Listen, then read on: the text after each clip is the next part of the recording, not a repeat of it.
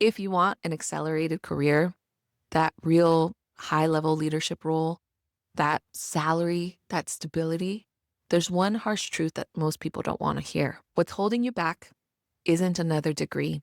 It isn't a lack of communication skills. It isn't even the lack of leadership skills. It's your internal patterns. And in my experience, the most advanced professional skill that you can develop isn't technical.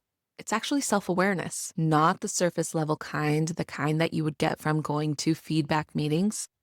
It's the uncomfortable kind that comes from being vulnerable. I like to call it radical self-awareness. And it's difficult because it requires a level of vulnerability that most people are really uncomfortable with, that high achievers spend a lot of time trying to avoid. This is what took me from being an immigrant Latina that used to buy clearance bread so that I could just get through class without my stomach growling, that was on academic probation, to graduating on the dean's list, earning a master's from Berkeley, leading multi-million-dollar projects, and earning a high six-figure salary that pulled me out of poverty and led me to a life that I could have only imagined back then. I'm still a work in progress, but at least now I can recognize those blocks, those behavioral patterns that are holding me back, or that continuously hold me back, and that I can now address. The thing is, I've watched some of the most talented people get derailed by the same behavioral patterns. So let's talk about what radical self-awareness is and how it can transform your career. Radical self-awareness is so much more than that general version, that know your weaknesses, know your strengths. And it's definitely more than that surface level critical feedback that you're going to receive in those yearly feedback meetings. It's the deeper identity level kind of self-awareness.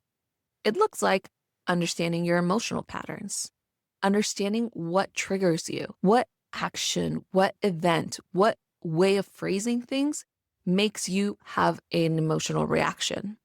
And knowing when you're reacting from a place of fear, from a place of insecurity, rather than from a place of grounded leadership.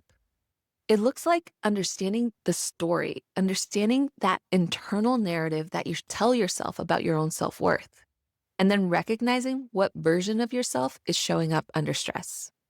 Radical self-awareness is being able to be honest enough with yourself that you can recognize when it's the wounded version of yourself, that younger version of yourself that is showing up and controlling your career. So why does it matter for your career growth? Because being able to recognize, being able to be so self-aware of when those behavioral patterns, those emotional patterns are showing up will really help you control the path, your own path to success.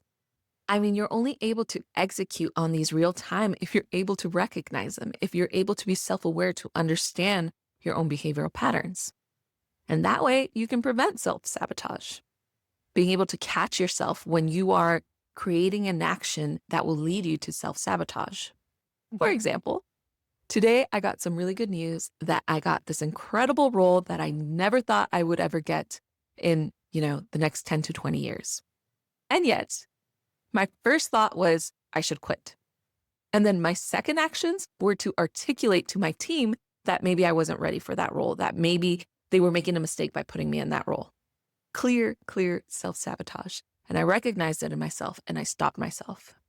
Being self-aware will also help you with that emotional regulation, will help you with those communication skills, and it'll help you stop that imposter syndrome, that fear, that insecurity from running the show. It'll help you become someone who can lead people through uncertain times. I mean, you basically can't lead people or a team through difficult times if you don't understand the version of yourself that shows up during stressful times. So I think there's 3 layers of self-awareness. The first one is behavioral awareness. What do I actually do when I'm insecure or when I'm stressed? When that wounded version of me is most likely to show up? Do I start overthinking? Do I shut down? Do I get defensive? Do I start overperforming? Do I maybe go silent? Which is actually my go-to wounded version, where I freeze and I shut down and I go silent and I don't know what to do. The second layer is emotional awareness. What are you actually feeling when this happens? I know you're shutting down. I know you're getting defensive, but what are the emotions that are going on in your body? Is it fear? Is it shame? Do you feel like you're not enough? Are you feeling embarrassed? Are you feeling anxiety? This one is actually really difficult for me as an engineer because I am known to rationalize every single feeling I have instead of just feeling it. The last level is identity awareness. Which version of you is showing up? Is it the perfectionist? Is it the people pleaser? Is it that person that's constantly in survival mode? You want to recognize which wounded version of you is showing up, is responding to the current situation. Which is funny because a lot of the times the reactions you're having isn't actually about the event or the situation. They're usually about the identity that you've built for yourself to keep yourself safe during certain situations. And this current one is reminding you of that one. And so that identity you built to keep yourself safe is showing up, even though it's no longer appropriate. Like I said, building self-awareness is one of the most important professional skills that you can develop, but it is also one of the most difficult.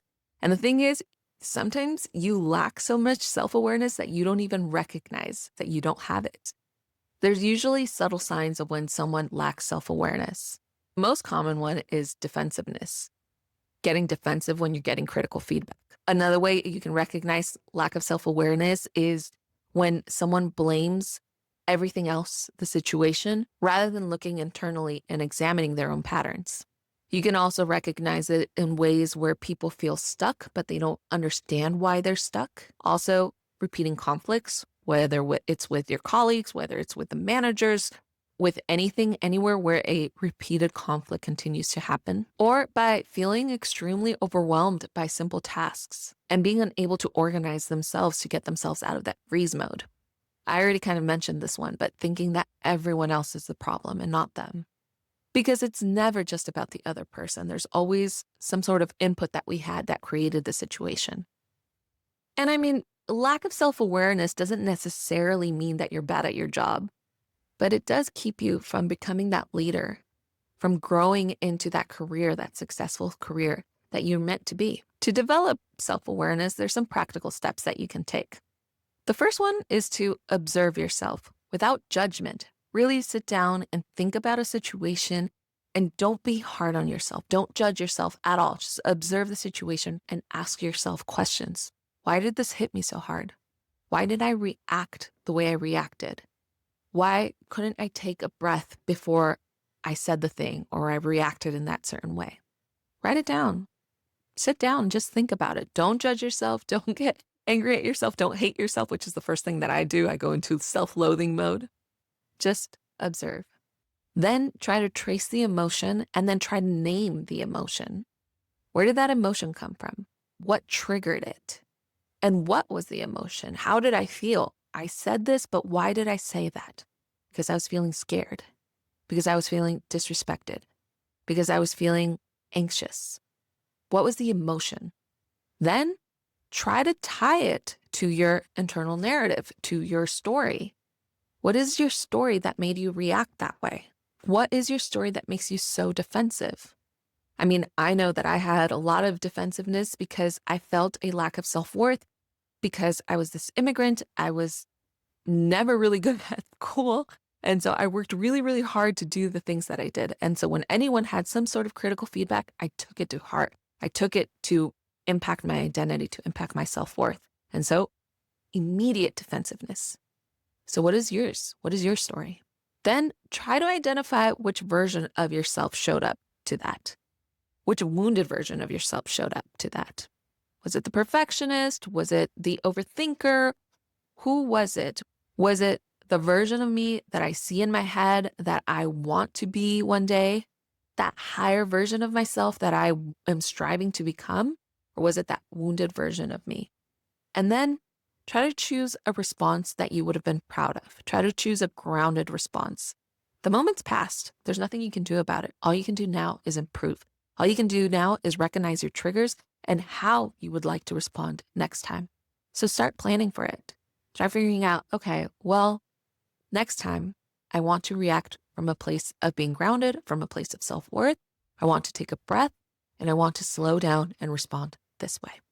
Give yourself the directions, give yourself the clarity of the version of yourself that you want to become. Self-awareness isn't going to fix everything, but it's the first step in recognizing what you need to work on. What do they say? The first step is to recognize it before you can do anything about it. When you develop this radical self-awareness, it'll have a huge impact on your career. You'll be able to improve your communication skills. You'll be able to make decisions from a more grounded place. You'll be able to be more emotionally regulated. And all of that will build trust with people, will build trust with your team, will build trust with leadership, because you'll no longer overreact. You'll react appropriately in a way that people trust, in a way that people will be influenced, in a way that people will want to follow. Self-awareness will help you start leading from a place of self-worth instead of a place of survival. But first, you need to recognize those emotional, those behavioral patterns that are no longer serving you, that are no longer serving the person that you are becoming. All right, that's it. I hope you enjoyed this video. If you want more videos on identity, leadership, and self-worth at work, please subscribe. I love you guys so much. I'll see you on the next one. Bye, everyone.